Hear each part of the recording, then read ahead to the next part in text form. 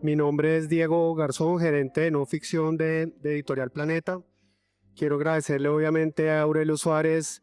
Hace justo un año nos conocimos en Pereira y empezamos a conversar de este libro que finalmente acá podemos ya haber publicado bajo el sello Ariel, que es un sello muy querido y muy prestigioso de la Editorial Planeta, y donde, bueno, ustedes ya saben por el título de la portada y por el mismo subtítulo de que va un poco, va a ser pues un libro que va a tener mucho impacto en este tiempo que vivimos en este momento de preelectoral. Y bueno, y darle las gracias a Andrés Mejía, ustedes también lo conocen muy bien, consultor, analista político, también trabaja en Blue Radio y nada, queremos invitarlos a oír esta conversación. Al final va a haber una copa de vino y hay libros obviamente a la venta y también para que Aurelio lo firme para quien quiera que tenga la firma de él. Entonces, muchas gracias y bienvenidos. Andrés. Bueno, muchas gracias, muy buenas noches, muchas gracias todos por estar aquí con nosotros. Encantados, Aurelio, yo creo, de esta convocatoria, no solamente masiva, diría yo, sino tan amigable, tantas caras conocidas, tanto cariño que hay en esta sala. Yo solo les puedo decir que este libro que vamos a presentar hoy, tuve el privilegio de recibirlo de manera temprana por el hecho de que iba a participar en este evento y lo disfruté de una manera extraordinaria. Espero que ustedes también lo disfruten y no solo lo disfruten, sino aprendan y tengan mucho material para reflexionar como reflexioné yo en su lectura. De modo que lo que les proponemos es que vamos a tener una conversación aquí con el autor, aquí presente con Aurelio. No es el último Aureliano, pero es el último Aurelio, que eso es probablemente mejor que el último Empezamos Aureliano. Empezamos mal. Sí. Aunque a esta hora creo que el último Aureliano sí está despierto y activo, pero vamos a tener una conversación sobre el libro, su contenido, el impacto que yo creo que significa para esto. Luego vamos a tener un espacio relativamente breve para unas preguntas del público y después las preguntas que se queden sin formular aquí y los temas y las conversaciones y las reflexiones que quieran compartir. Vamos a estar afuera, se va a ofrecer una copita de vino, hay rato para conversar, para hablar, para que ustedes adquieran el libro y que el autor se los firme. De modo que yo quisiera empezar por felicitar a Aurelio, por pedir un aplauso para Cambio en Reversa, no más Petros.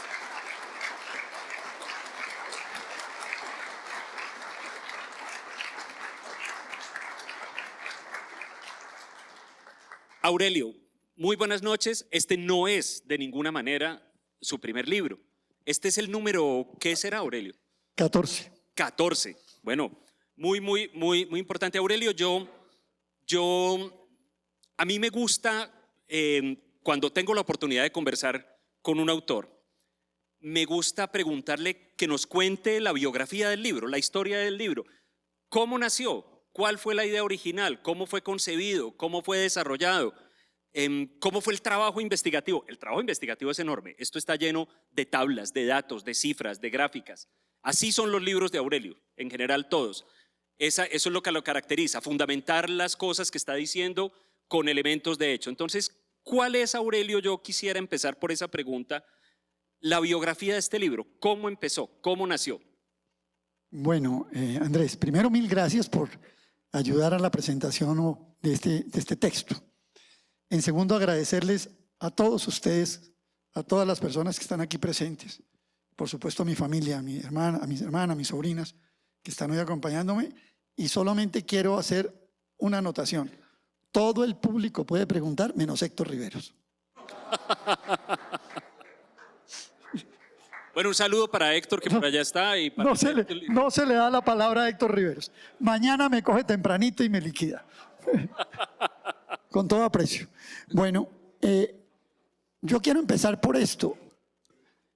Andrés, este es un libro en el que estoy casi seguro que de las personas que están acá, algunas van a estar de acuerdo en el 10%, otras en el 20%, otras en el 30%. Creo que muy pocos pasarán del 50%, pero lo que sí les quiero decir es que, como dijo Andrés, todo lo que aquí se dice en este libro está debidamente sustentado y documentado. Que haya otros enfoques, que haya otros puntos de vista sobre el tema específico que vamos a tratar, es perfectamente válido. pero se trata, digamos, de poner un enfoque desde el punto de vista mío de toda esta coyuntura y todo el contexto político que estamos viviendo, económico también. Bueno, el libro empezó de la siguiente manera. Estaba yo en Pereira y recibí una llamada de Diego. Aurelio, que es que yo soy de Planeta, que quiero hablar con usted.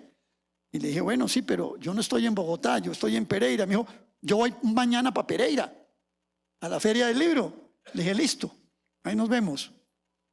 Y entonces nos sentamos a hablar. Me dijo, es que yo quiero que usted haga un libro que diga el fracaso de la izquierda. ¿Se acuerda, Diego? Le dije, no, ese libro no lo podemos hacer. Porque lo primero que tendríamos que discutir es si el personaje es de izquierda y ese nos va a la mitad del libro. ¿Sí? ¿Ya? Por ahí vi un libro de alguien que tiene un capítulo que dice, ¿es Petro de izquierda? No, yo esa pregunta no me la hago, yo ya sé que no lo es, ¿cierto? No tenía por qué hacerme esa pregunta. Pero le dije, no, hagamos un libro más bien distinto. Este es un gobierno que se ha atribuido la característica de ser el cambio. Entonces vamos a evaluar más bien si ese cambio se produjo o no. Y por eso le dije, hagamos el cambio en reversa. Ustedes se acuerdan que por ahí un politiquero dijo un día, el cambio en primera. Entonces dije, bueno, metámosles el cambio en reversa. ¿Sí? Y le agregué después el no más Petros. Y de acuerdo que discutimos un poco el título y me dijeron en Planeta, no, diga el cambio en reversa. Dije, eso no quiere decir nada. No más Petro. Dijo, no, eso también queda mucho. El título es como está, así debe ser. Y así lo concebimos. Y esa es la historia, pues, más o menos breve de este texto. Aurelio, ya que usted mismo acaba de introducir ese tema, esa era en mis notas precisamente la primera pregunta que yo quería hacer. ¿A qué voy? Lo siguiente, yo he tenido el privilegio, que pues todos tenemos, de escuchar a Aurelio cada mañana comentar los sucesos del día en el programa Mañanas Blue, del cual es panelista desde el principio, desde la nómina inicialista. Desde el 6 de septiembre de 2012. De 2012, exactamente. Con Ricardo Espina y Ricardo González, que están por aquí también. Sí, un saludo a Ricardo, que lo veo por allá. Una de las cosas interesantes de oír a Aurelio comentar lo que han sido los sucesos de la administración de Gustavo Petro es la de oírlo sostener una y otra vez una tesis que seguramente para el público en general es un poco contraintuitiva, y es la de que Gustavo Petro no es de izquierda. En todas partes se dice, este es el primer gobierno de izquierda de la historia de Colombia, presidente de izquierda, gobierno de izquierda, el pacto histórico, etcétera, etcétera. Pues Aurelio Suárez, ustedes lo oirán cada mañana decir, esto no es así, Gustavo Petro no es realmente de izquierda, y lo dice una persona que ha militado en la izquierda, ¿cuántos años, Aurelio? Pues desde chiquito. Desde chiquito. Sí. Dejémoslo en desde chiquito. Bueno, en la etapa. Aurelio, yo quisiera preguntarle, por favor, si nos pudiera explicar esa tesis que con tanto ahínco lo oímos repetir y que supongo yo, y que además la lectura del libro confirma que detrás de esa tesis hay un argumento, es una tesis que tiene su fundamento. Sí, yo no voy a hacer una disquisición aquí de qué es la izquierda, irme pues para el libro de todas las teorías Bobbio, en fin, y todo esto, ¿no?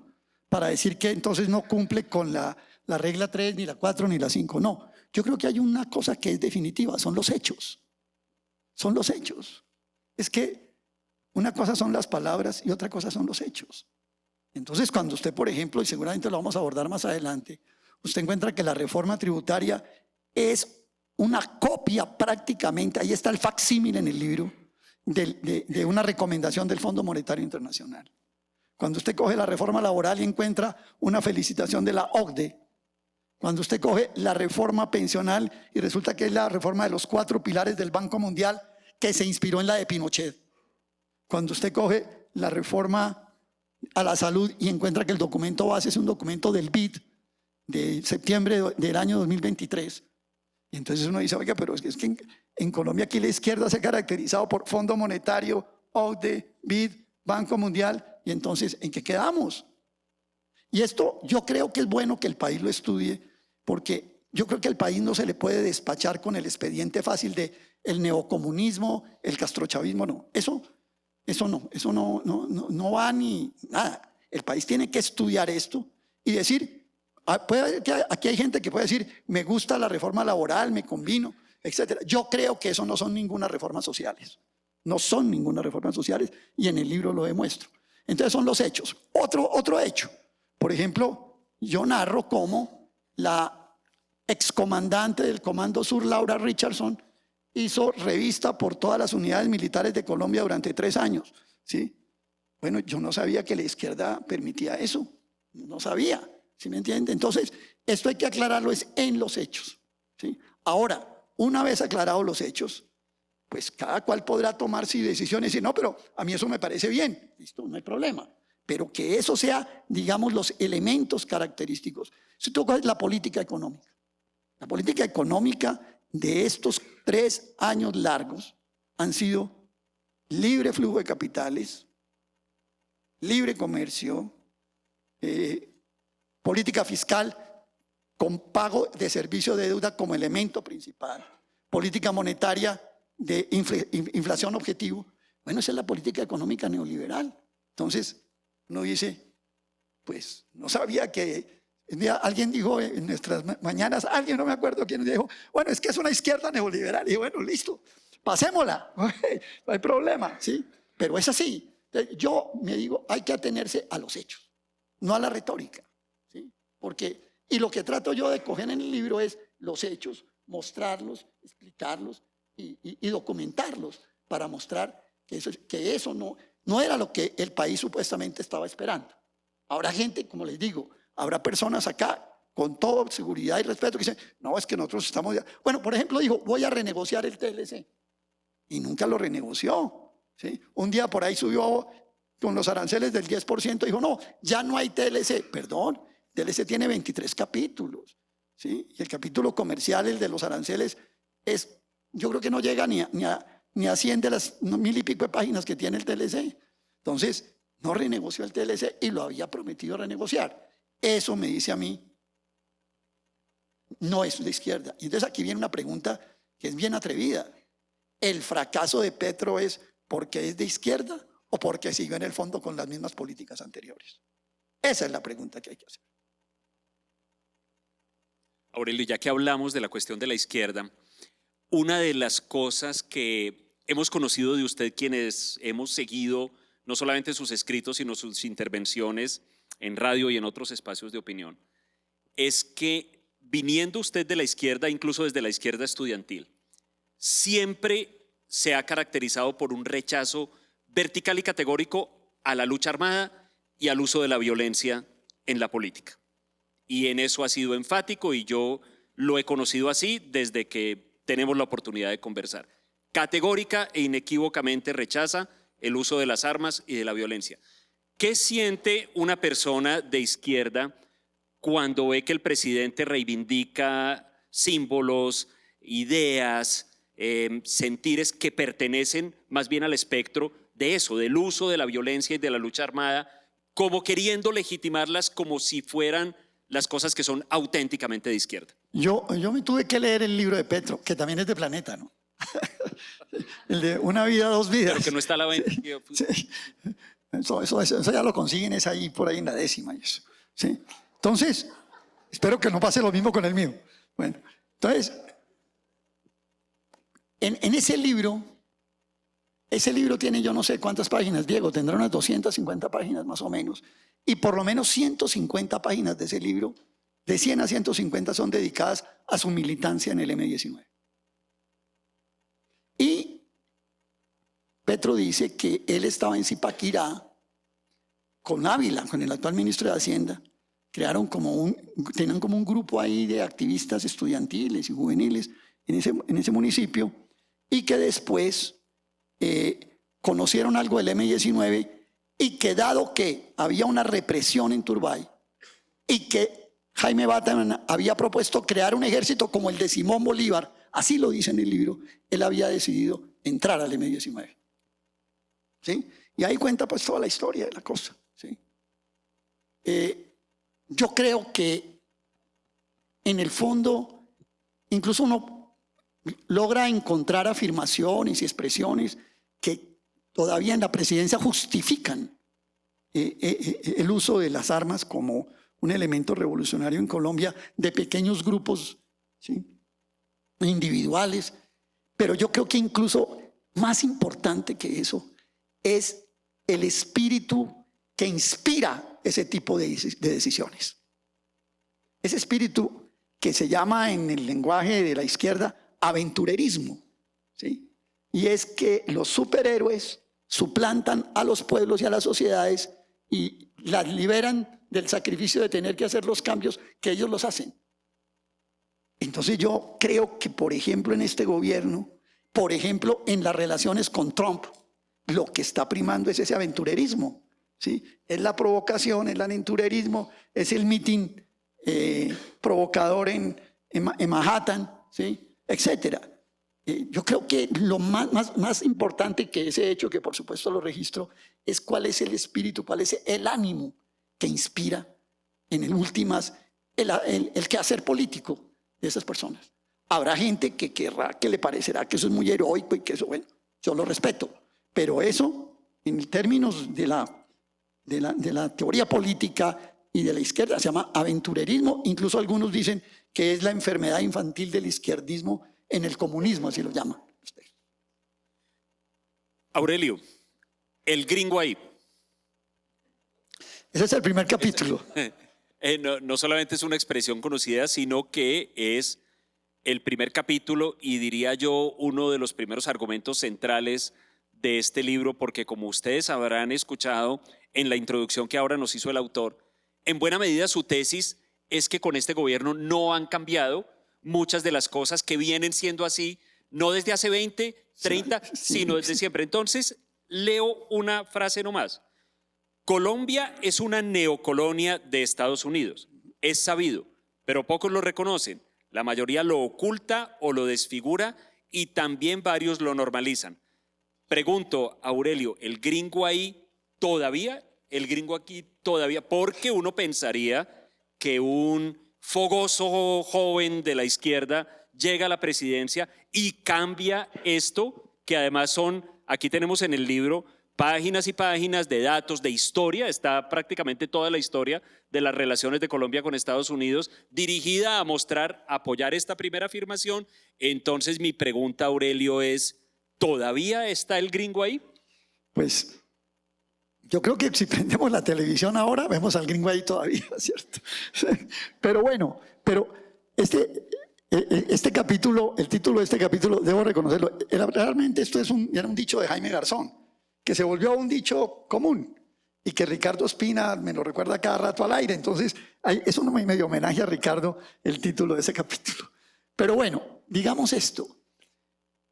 Lo que trata de mostrar ese primer capítulo es, bueno, primero, se hace una narrativa de la historia de Colombia prácticamente desde que se firma la paz o el armisticio de la Guerra de los 1000 días.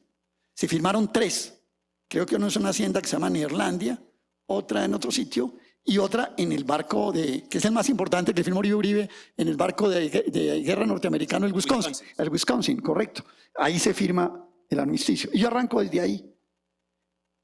Y quiero resaltar algo. Esa historia que se narra en esas como 90 páginas, creo que tiene ese primer capítulo, esa historia es hecha con base en historiadores que yo llamo en el libro historiadores no oficiales. Es decir, no estamos hablando de Indalecio, no estamos hablando ¿sí? Estamos hablando de personas como, y está aquí, y por eso le dije a Marcelo Ocampo que viniera, no sé si Santiago Ocampo está por aquí, pero les dije que es un homenaje a José Fernando Campo, que hace una contribución histórica muy importante en lo que sucedió en Colombia en los primeros 40 años del siglo XX, ¿sí? Pero también hay aportes de Marta Ardila, que me escribió que se excusaba en venir, muy conocida de algunos de ustedes. Hay aportes de Antonio Caballero y de César Torres del Río. Yo con base en esos 4 escritores, historiadores, construyo esa historia. Lo importante es que yo voy mostrando cómo, en ese primer capítulo, hechos que van sucediendo en la historia de Colombia, incluida ese predominio de los Estados Unidos sobre el país, se van repitiendo de manera casi que recurrente, que circular ¿sí? Y no solamente eso, sino que digo, por ejemplo, el dato, no sé si me equivoqué en el año, pero el dato de McGreevy de 1935 sobre las exportaciones de Colombia con 59% de componente de materias primas. ¿Sí? Y entonces me voy al año 2024 y resulta que el 60% de las exportaciones son materias primas. Okay, y aquí no cojo la deuda de López Pumarejo, que se acuerda muy bien que la misión Kemmerer y todo esto vino a organizar todas las instituciones económicas para precisamente la asimilación de deuda y de capital extranjero. Te digo, López Pumarejo tenía una deuda de 200 millones de dólares. Y vámonos acá. Y tenemos ahora una deuda de 1.100 billones de pesos. ¿Sí? Entonces, son las luchas sociales, recuerda. Entonces, porque alrededor de todo esto, es decir, digamos que el marco general es el del gringo ahí, pero ya empieza uno a entresacar en el libro y dice, pero es que también está esta economía, también está esta situación política económica, también está, por ejemplo, la lucha social. Es impresionante. El libro registra del año 56 creo, 58, al 2023, 35.000 luchas sociales en Colombia.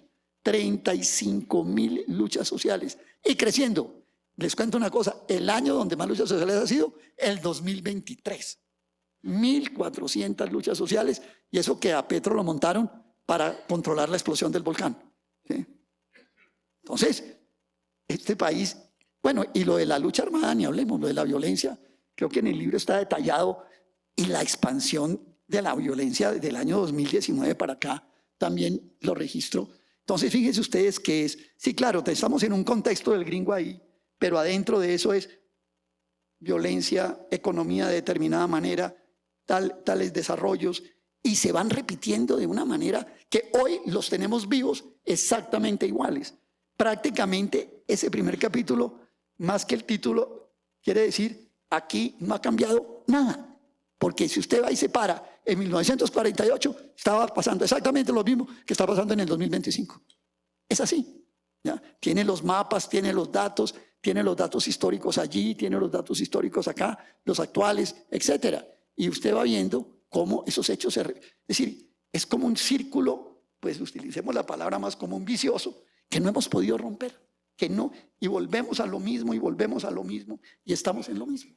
Es más o menos la idea que quiero ahí consignar. Aurelio, y en particular dos temas sobre esto que uno pensaría son muy cercanos a la agenda de lo que sería una verdadera izquierda, que son organismos económicos multilaterales, uno, y segundo, la cuestión del narcotráfico, que obviamente desde unas 4 décadas para acá se convirtió en el centro y en el eje de la relación de Colombia con Estados Unidos.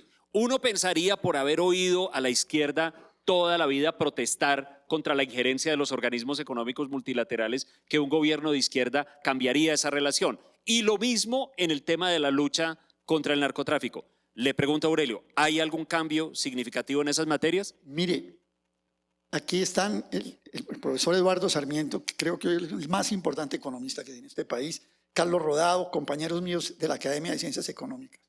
Ellos saben que en el año 2022, 7 de diciembre de 2022, en la academia yo le di un debate a José Antonio Ocampo sobre la reforma tributaria del año 2022. Ese debate incluso se puede ver en YouTube, se llama La verdad sobre la reforma tributaria. Yo le dije a José Fernando, a José Antonio Ocampo, le dije, mire José Antonio, esto que ustedes van a hacer es una bomba atómica a la economía de Colombia. Porque esto va a arrastrar el ahorro, va a arrastrar la inversión y ni siquiera va a ser equitativo. Mire, una de las cosas que son realmente más llamativas, también está consignado en el capítulo, es que la desigualdad en Colombia, el llamado coeficiente de Gini, se ha movido 1 milímetro. Hoy estamos en 0,54, peleándonos, en el podio estamos, pero no estamos peleando la de oro con Namibia y con Sudáfrica. Después de 3 años, el ingreso por habitante ha crecido en dólares constantes. De 2022 a 2024 ha crecido $20, de a dólar por mes. ¿Sí? Entonces uno dice, bueno, la receta no está funcionando. Y lo que uno ve es ese sometimiento a esas cosas. Yo le decía a José Antonio, le dije a José Antonio, le dije, mire, le puse una diapositiva y dije, mire, aquí está del Fondo Monetario, este es el facsímil de donde se sacó la reforma tributaria. Vuelvo y repito, puede haber gente que le parezca que eso es lo que hay que hacer, yo creo que no. Por ejemplo, me le voy a adelantar en algo, Andrés. Está todo el mundo diciendo, apenas triunfe el próximo gobierno, prepárense para la reforma tributaria de 50 billones. Es más, hay por ahí un chistoso haciendo es que el concurso de los 50 billones. ¿Sí? Yo creo que uno puede pensar en cosas distintas. Uno puede pensar en cosas muy diferentes. Por ejemplo, ¿por qué no hacemos? Eduardo Sarmiento, el doctor Eduardo Sarmiento ha sido casi que reiterativo y reiterativo cada 8 días en su columna del Espectador. El problema de Colombia es que se hundió el ahorro. Lo ayudó a hundir la reforma tributaria de José Antonio. Hundió el ahorro. Al hundir el ahorro, hunde la inversión. Al hundir la inversión, hunde el empleo, excepto el informal. ¿Sí? Hunde el ahorro y hunde el empleo. ¿Sí? Yo creo que Colombia, ¿por qué no pensar antes de una reforma tributaria? Y sin ser siquiera muy de izquierda ni nada, pensar en incentivos para recuperar el ahorro. Hay 1000 cosas que se pueden hacer. Entonces, a veces pareciera que fuera hasta falta de imaginación, por decirlo de alguna manera generosa, pero es así, ¿ya? Entonces, yo creo que hay muchas cosas por hacer distintas a solo reformas tributarias. Mire, nos dijeron, es la reforma equitativa. Hoy en Colombia, después de 3 años de la reforma tributaria de 2022, los impuestos indirectos, que todos aquí sabemos que son los regresivos, que son los impuestos que pagan los contribuyentes independiente de su renta, independiente de sus utilidades. Hoy sigue predominando en Colombia en el recaudo los impuestos indirectos sobre los directos. Hoy en Colombia el 50 y tantos % del recaudo, 52, es impuestos indirectos, 48 son impuestos directos. Entonces uno encuentra que seguir esas cartillas no produce. Yo me voy a basar mucho en la cosa económica en Eduardo Sarmiento, porque ha sido un maestro en esto. El Sarmiento dice crecimiento con equidad. Y Sarmiento dice, en esos gobiernos de izquierda, Chávez, etcétera, que hubo en el continente americano, se priorizó la equidad sobre el crecimiento. Dice, y eso es cierto. En los gobiernos, digamos, neoliberales, se priorizaba el crecimiento sobre la equidad. Pues, de hecho, la inequidad que tenemos no es tampoco del 2022. Eso es una tara que venimos arrastrando ya hace casi 50 años. ¿Sí? Pero, ¿qué pasa con este gobierno? Ni crecimiento ni equidad. Esa es la verdad. Entonces, tenemos un Gini vergonzoso. Tenemos un crecimiento del PIB que en promedio va a ser del 2%. ¿Sí? Tenemos un ingreso por habitante precario. Entonces realmente uno dice, este gobierno aplicó la fórmula de siempre y ese es el resultado. Yo creo que en esto el país tiene que salir y seguramente habrá personas que podrán aportar muchísimo más que yo, pero yo sí creo que el país tiene que salir del debate básico, castrochavista, neocomunista. No, eso no ayuda a comprender el problema. Puede haber soluciones mejores que las que pueda plantear yo, puede haber análisis más profundos. Y yo diría que el libro, si usted me dice a mí, Aurelio, ¿qué tiene de bueno este librito? Yo le digo, hombre, que trata de ahondar un poquito en el debate. A mí me gustaría que haya gente de otras corrientes políticas, de otras opiniones, que hicieran textos que ahondaran en el debate para que supiéramos realmente cuál es la problemática y cómo la vamos a enfrentar. Pero resolver esto con una fórmula, ¿sí?, por Twitter o X que se dice ahora, eso no le va a resolver el problema al país, ¿sí? Ni con AJUA, ni nada de esa vaina. Con eso no resolvemos esto, ¿sí? Hay que estudiarlo más. Y yo creo que yo hice el esfuerzo por estudiarlo. Creo que eso es realmente lo único que se hace. Coger las reformas, casi que me leí artículo por artículo de cada reforma y la detallé. Petro baila, Aurelio, dice usted, al son que le toque. Y esto es muy interesante porque se conecta con el tema de Estados Unidos, pero con esto va más a la cuestión de cómo ha sido el comportamiento de Petro como líder político en Colombia las últimas Bueno. 2 décadas, y ahí hay una serie de episodios que marcan ya no la relación de su gobierno con Estados Unidos, sino de él 2, 3 décadas atrás, con diferentes embajadores, con diferentes miembros del Congreso de Estados Unidos, al punto de que usted, Aurelio, hoy, justo hoy en la mañana, en el programa, lo llamaba militante del Partido Demócrata de Estados Y Unidos. en el libro hay un apartado que Así dice, es. correcto. Y están estos episodios, por ejemplo, que están narrados en los cables estos de Wikileaks, que entiendo yo, Aurelio, son dolorosos para la izquierda porque incluyen, entre otras cosas, señalamientos contra algunas personas que eran líderes importantes de la izquierda en ese momento. Entonces, ¿por qué no nos explica, Aurelio, esta cuestión de que el hoy presidente Gustavo Petro ha sido muy propenso a bailar al son que le toque? Bueno, ese es el nombre del segundo capítulo del libro. Se llama Al son que me toquen bailo. ¿De dónde saqué ese título? Voy a contar, pues, si no me alargo mucho. Yo iba un día por el centro de Bogotá, creo por la Jiménez, algo así, por donde están esos puestos que le compiten a Diego, allá, correcto. Y de pronto vi un incunable, Relaciones de Colombia con los Estados Unidos, de Daniel García Peña, hoy nuestro embajador de Colombia en Washington. Y lo compré. Y lo produjo Lola Guberek. Un saludo al senador Fuenlantala que acaba de llegar. Gracias por venir. Entonces, le dije me compré el libro.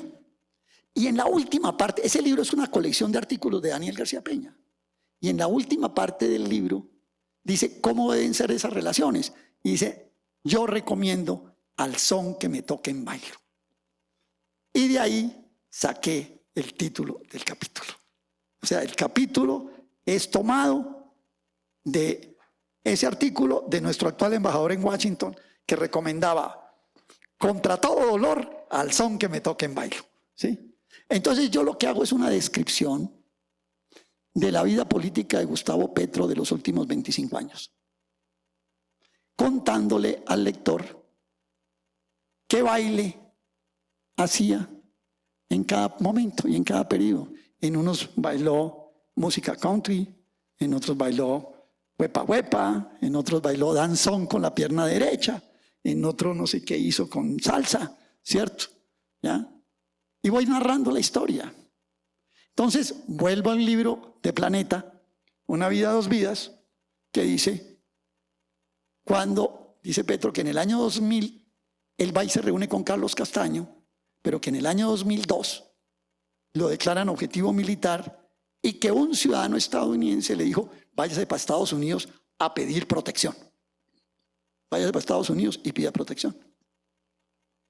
Entonces él va y se reúne con Ted Kennedy, con Edward Kennedy, y con Edward Kennedy saca una carta dirigida a Uribe que hay que proteger a Petro, y entonces, incluso hace poquito lo acusaron de que no era democrático a Petro, y él para poner el carnet de demócrata, saca una foto de él con Ted Kennedy al lado, ¿cierto?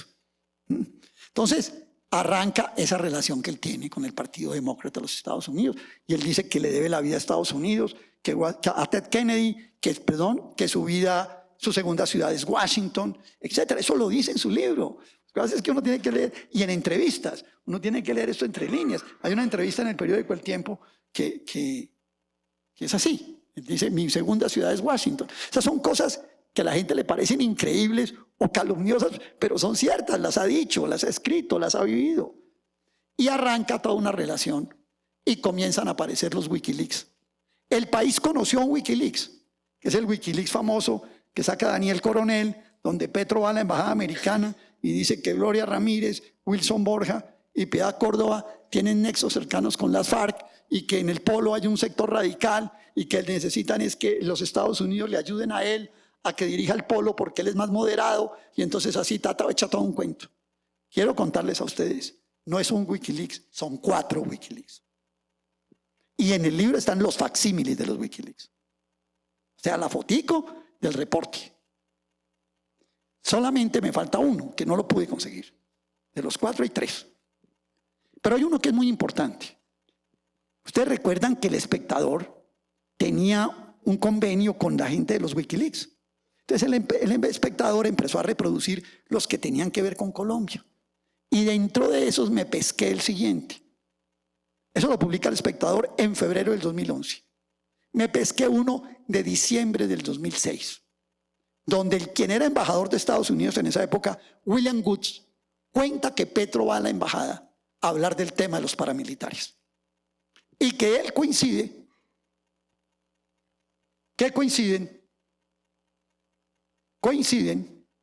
en que el castigo de Ralito es muy insuficiente, que hay que subirle el castigo a los paramilitares. Eso dice ese Wikileaks.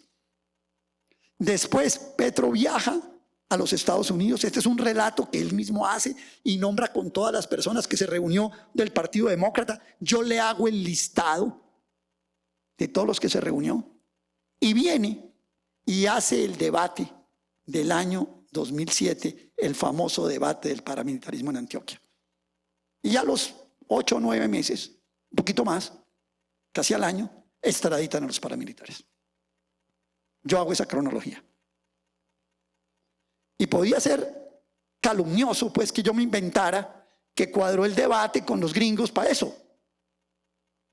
Pero resulta que hace 20 días, a raíz de la desertificación, salió la prueba reina. Y es que Petro saca un trino en el que dice, pero ¿por qué me desertifican si yo fui socio de los Estados Unidos en el debate contra el paramilitarismo? Hay otros Wikileaks donde él, por ejemplo, ya era candidato y habla de la extradición y dice que él no está de acuerdo con las extradiciones, etcétera, ¿sí? Pero cuando usted mira, el presidente que más extraditados tiene de todos los presidentes desde que existe la extradición en Colombia se llama Gustavo Petro Urrego. Es el tipo que, esto no lo sabe el país, el tipo que más ha extraditado. Por eso tiene razón Petro cuando le dice a Trump, oiga hermano, pero ¿cómo que me certifica si yo soy el tipo que más he extraditado? Esa es la realidad. Bueno, y entonces yo lo que hago es una narrativa que, como bien lo resume en la presentación del libro, muestro cómo Petro va cada vez acercándose a lo que yo llamo los centros de decisión y los centros de poder en el país. Un zarpazo duro es que le gana a Carlos Gaviria la consulta presidencial del Polo en el año 2009, con apoyo de las casas políticas de Santos en Colombia. Y eso a Juan Manuel Santos le choca mucho que le digamos el petrosantismo, pero el petrosantismo existe desde el año 2009, 2010. Eso existe, eso ha existido. Es más, Petro en su libro famoso dice que después del año 2018, cuando él queda casi que empatado con Duque, ya no es petrosantismo, ya no es santopietrismo, sino petrosantismo, que él ya ahora es el principal de esa corriente en el país. Lo dice allí, en el libro de él. Hay cosas que son inexplicables. Voy a mencionar 3 o 4 para no alargarme. El voto por Ordóñez. El voto por Ordóñez. Entonces, eso es chistosísimo porque lo fundamenta. Yo voté por Ordóñez porque estoy por la diversidad de pensamiento y no sé qué. Es una cosa alarmante realmente, ¿cierto? Eso sí, mejor dicho, no se lo creen ni en Zipaquirá. Cuando fue candidato presidencial del Polo, antes del Congreso que iba a elegir, le mandó una carta a César Gaviria diciendo, si yo quedo elegido candidato, hacemos un acuerdo con el Partido Liberal. Después, por ejemplo, hay Wikileaks de después de cuando es candidato, pero después de que fue candidato y perdió, salió y se fue para el Polo a decir que había que hacer una alianza con Santos, con base en agua, tierra y vida y no sé qué vainas. Y va acerca, y después queda alcalde de Bogotá y va subiendo y va subiendo y va subiendo. Pero incluso como senador, Petro votó a favor de la vinculación con la OCDE, defendió el TIAR, apoyó la vinculación a la OTAN. Entonces, pues ese es el camino que va siguiendo hasta volverse un hombre, un presidenciable. Voy a decir algo que puede ser un poquito ofensivo, pero la verdad es que en Colombia para ser presidenciable, lo primero es que hay que tener la confianza de los grandes poderes nacionales e internacionales, y si no, no es presidenciable. Por eso es que ahora es tan chistosa, ya nos reímos todas las mañanas de los 100 y pico que hay, porque es que la verdad es que ahí no hay ninguno, es decir, el grupo que pueda tener ese acceso es prácticamente reducido, ¿sí? Y él fue ganándose eso, se lo fue ganando. En el debate, miren ustedes, hay un debate que se hace en el Congreso contra Carlos Holmes Trujillo, que en esa época era ministro de Defensa. Y en ese debate Holmes Trujillo resalta que el senador Petro haya hecho un reconocimiento de la importancia del TIAR. Todos nosotros sabemos que el TIAR es el Tratado de asistencia recíproca, que es el tratado que le permite a cualquier país entrar a cualquier país, invadirlo en aras del TIAR, ¿cierto? María Consuelo, que fue canciller de la República y está aquí acompañándonos, sabe que es así lo que estoy diciendo. Y Holmes Trujillo le dedica como 2 horas a Petro en el debate, diciéndole, halagándolo porque repasó al TIAR, tanto que uno de los senadores de ahí, de esa época del Polo, Arias, tiene que tomar la palabra y decir, no, eso no es así como dice Petro, etcétera, etcétera, a desembarrarlo. Entonces, la verdad es que cuando usted hace ese recorrido de esos 20, 25 años, usted lo que encuentra es decir, cuando no toma la foto, sino que va haciendo el sendero, usted encuentra una persona que todas las veces iba avanzando en cómo acercarse a los centros de decisión y de poder a nivel nacional e internacional.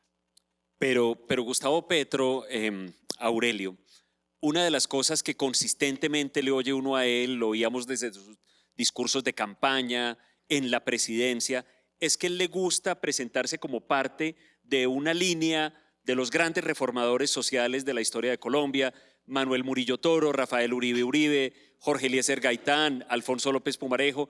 Él se inscribe en esa línea. ¿Qué piensa usted sobre esto? Porque a esto dedica usted una tesis nuclear en el libro sobre las reformas del presidente Petro o las presuntas reformas sociales del presidente Petro, que usted las califica como Petroreformas, ¿no? Las petroreformas, y las califica como falsos positivos, correcto. ¿Por qué, Aurelio? Bueno, vamos para allá. ¿Por qué no hace parte de la línea de Murillo Toro, López Pumarejo, etcétera? Gerard Restrepo también lo... Yo voy a, tal vez de lo único que les digo que me vanaglorío, son de las 4 primeras páginas del 3er capítulo. Porque es a la que me refiero al Petro transformador. Entonces, Petro, el 1 de mayo de 2023, dijo, yo soy como Simón Bolívar, yo soy como López Pumarejo, yo soy como José María Melo, yo soy como... después más tarde metió como Gerard Restrepo. También, claro. Sí, que se califica como así. Yo soy, todo lo que él considera los reformadores. Entonces yo lo primero que hago en ese capítulo es decir, mire, estos que usted reclama tan reformadores no son tan reformadores. Y Gaitán, por supuesto. Entonces lo que usted dice tan reformadores no son tan reformadores. Le reconozco a Simón Bolívar, por supuesto. Le reconozco la lucha por la independencia. Pero usted no se me olvide la Constitución boliviana. ¿Sí? No se me olvide que ahora que está volviendo a hablar de la Gran Colombia, eso es todo un debate de cómo quería ser Petro y la Constitución eliminó la esclavitud, pero sobre la base de que el Estado le pagaba los manumisos a los esclavistas. O sea, sí, claro. O sea que la reconocía en el fondo. ¿Sí? Entonces yo digo, cuanto a Bolívar no creo que le vaya como muy bien.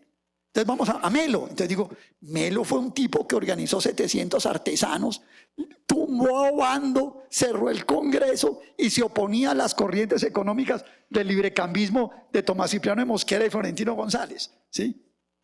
Ricardo Espina sabe cuánto admiro yo a Tomás Cipriano de Mosquera, ¿cierto? Sí. Y entonces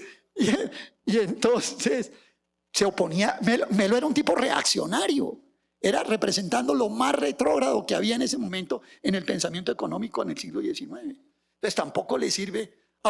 Después dice que es López Pumarejo y yo le refuto lo de López Pumarejo con una carta que Gloria Gaitán, la hija de Gaitán, le manda a Petro diciendo, oiga hermano, pero usted ¿cómo compara a Gaitán a mi papá con López Pumarejo? Nada que ver. Yo soy muy crítico de López Pumarejo, eso lo hemos debatido varias veces públicamente. López Pumarejo es un tipo que le hizo la legislación excepcional a las petroleras, lo que llamó la modernización, que Colombia necesitaba modernizarse, posiblemente necesitaba modernizarse, nadie lo va a negar, pero que esa modernización, como lo dice Marta Ardila en sus textos de historia, era una modernización hecha al servicio y a la medida de los intereses dominantes en Colombia. También eso es cierto.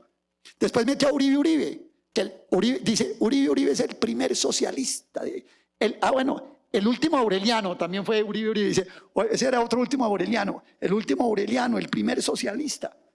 Y resulta que yo le pongo un texto de Uribe, donde Uribe dice, yo estoy totalmente en contra del socialismo, yo estoy a favor de la propiedad privada, sí, de pronto que el Estado ayude un poquito, pero nada más. Y además le cuento una cosa, estoy en una reunión con los gringos que se acaban de robar a Panamá y estoy feliz con ellos, pues estoy reduciendo la cosa, ¿sí? Entonces le digo, pero usted de qué persona se está valiendo para como autoimbuirse de ahí.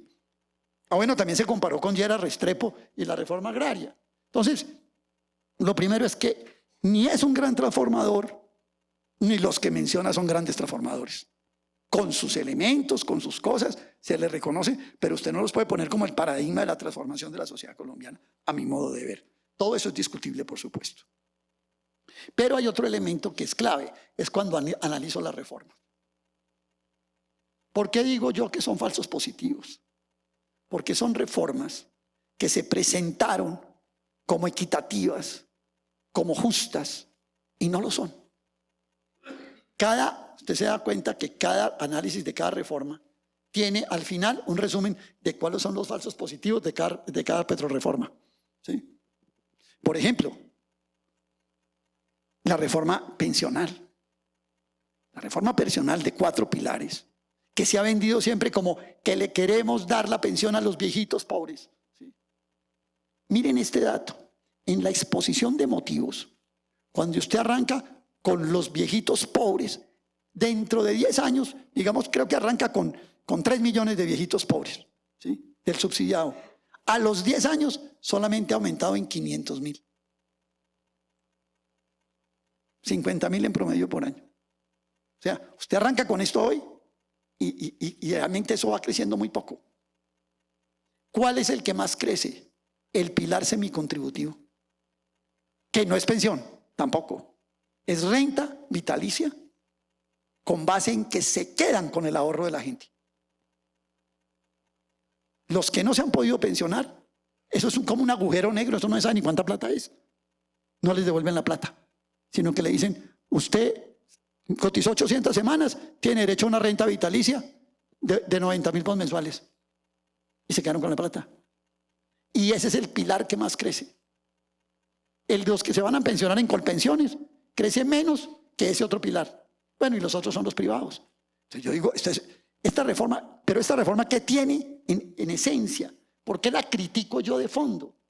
Porque mire, desde que Bismarck creó un régimen de seguridad social, el principio básico, el principio fundamental de un régimen pensional es la solidaridad intergeneracional y la solidaridad social. Y esta reforma rompe con la solidaridad.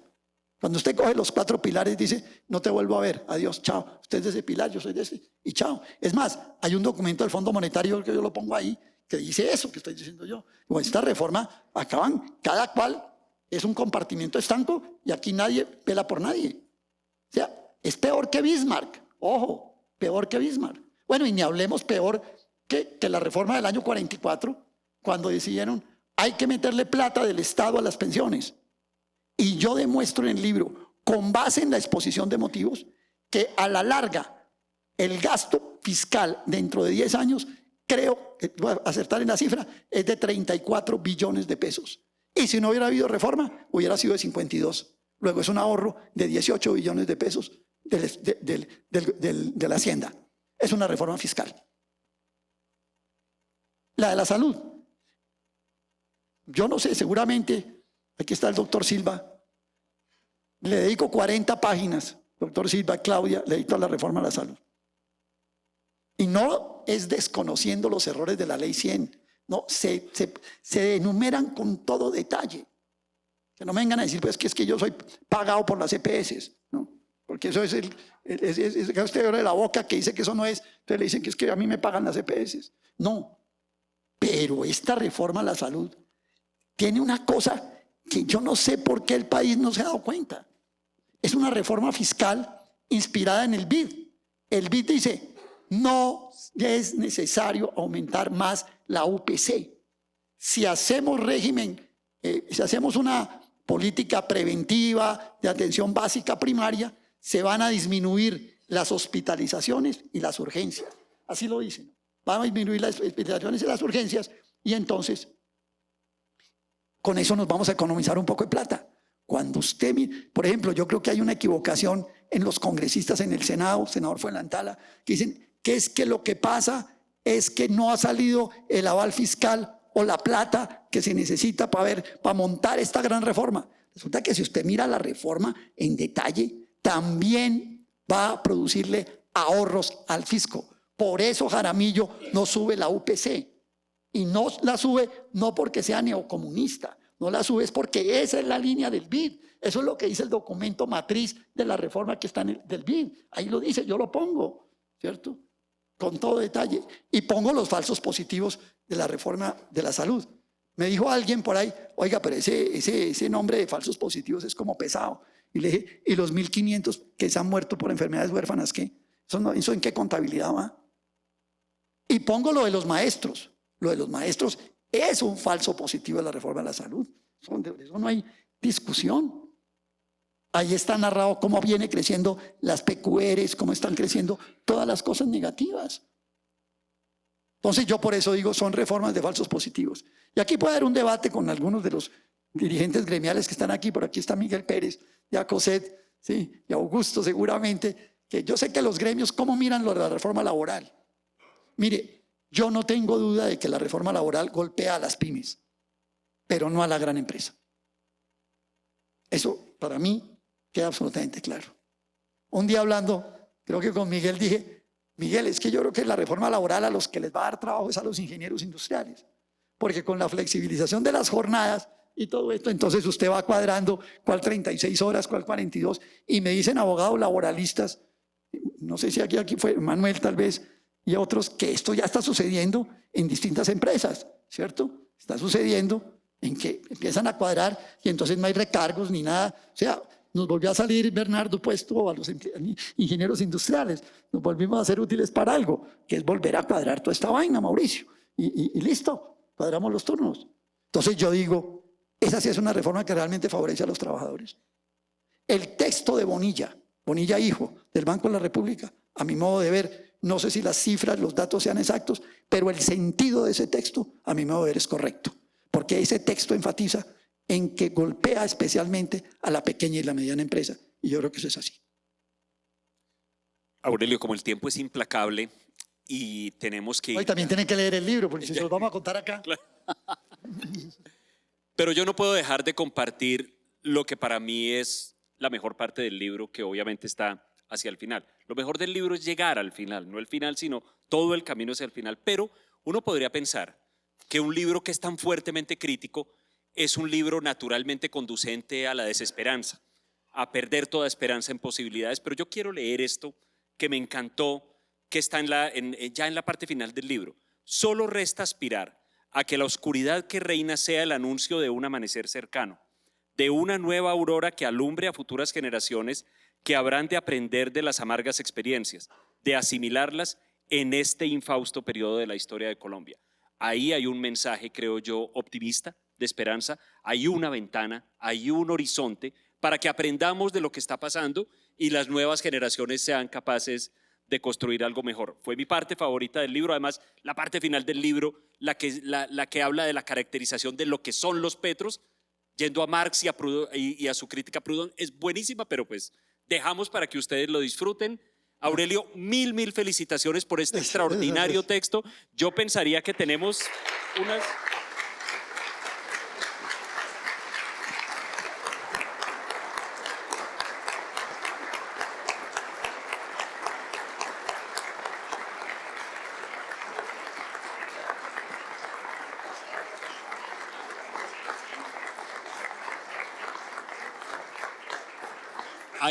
Hay naturalmente muchas cosas que nos gustaría conversar más, pero pues no vamos a hacer lo que ahora se llama spoilers. La idea es leer y disfrutar y utilizar este libro. Tenemos espacio para un par de preguntas, de las que entiendo está excluido el ciudadano Héctor Riveros, pero yo no... Podemos darle una licencia, licencia. Pero con él tenemos una amistosa relación que nos permitirá luego conversar. Tenemos Ir a tomarnos unos amarillos allí Manzanares.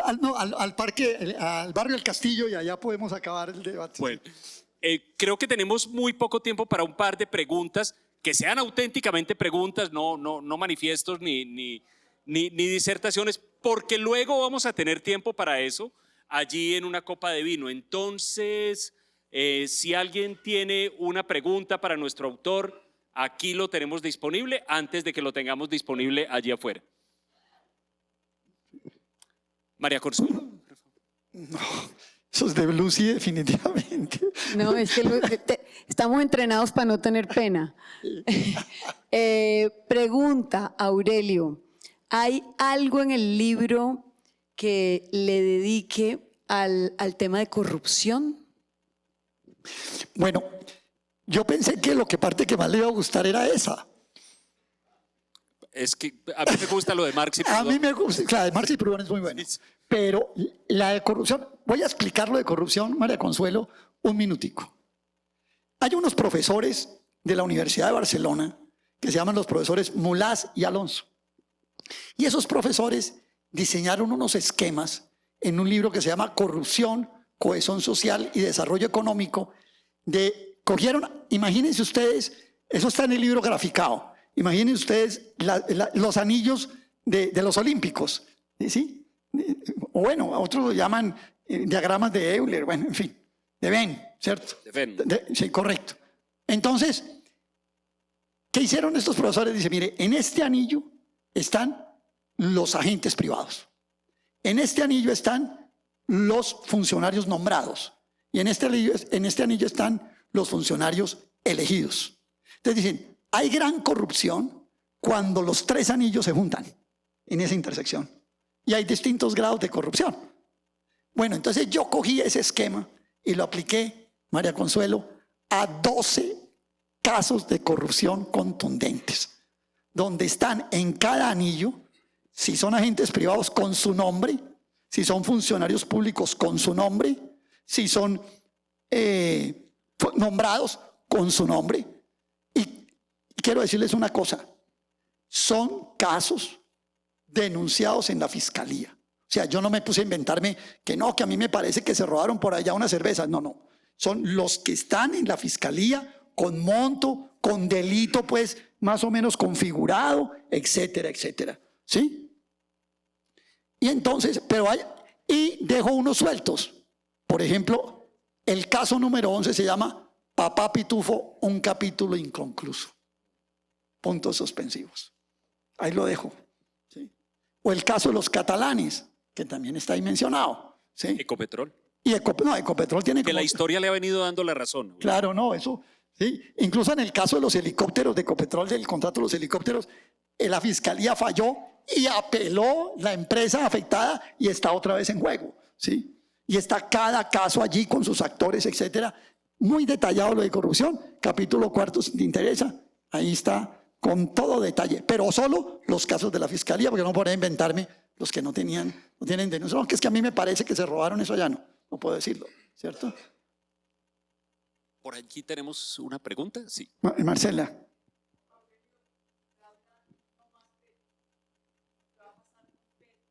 Como expresidente, lo vamos a tener por mucho rato. Pues, pues no sé, ya, pues haremos otro libro, Petro el expresidente, ¿cierto? Otra vida. En su momento. Pero es pertinente el no más Petros por una cosa que quiero decir, que me parece que es clave. Cuando yo digo no más Petros, no me refiero a una corriente política específica, ahí lo digo en el libro, ¿no, Andrés? Sino a cualquiera, provenga de donde provenga, que venga a hacer lo mismo. Eso es. ¿Sí? No es que, no. Pero por ejemplo, yo oigo ya candidatos que dicen, es que yo voy a volver a seguir la senda de Petro, a seguir, déjelo pasar, como dicen, sí, déjelo pasar, ¿cierto? Sí. ¿Ya? Otros que dicen, no, yo soy independiente o de centro, pero resulta que les gusta la reforma tributaria, les gustó la reforma de la salud, les gustó la reforma al alza de los combustibles, etcétera. Y ahí hay una parte buena en el libro también, que es la parte de la destrucción de Ecopetrol. Yo les recomiendo que se lean eso, porque es bastante ilustrativa de lo que ha venido pasando en Ecopetrol. Sí, es eso, Marcela. Ese es un llamado, pero bueno, después le haremos ¿sí? No sé qué pase. Bueno, de nuevo, muchísimas gracias. Vamos a ofrecer allí una copa de vino para seguir conversando. Muchas gracias.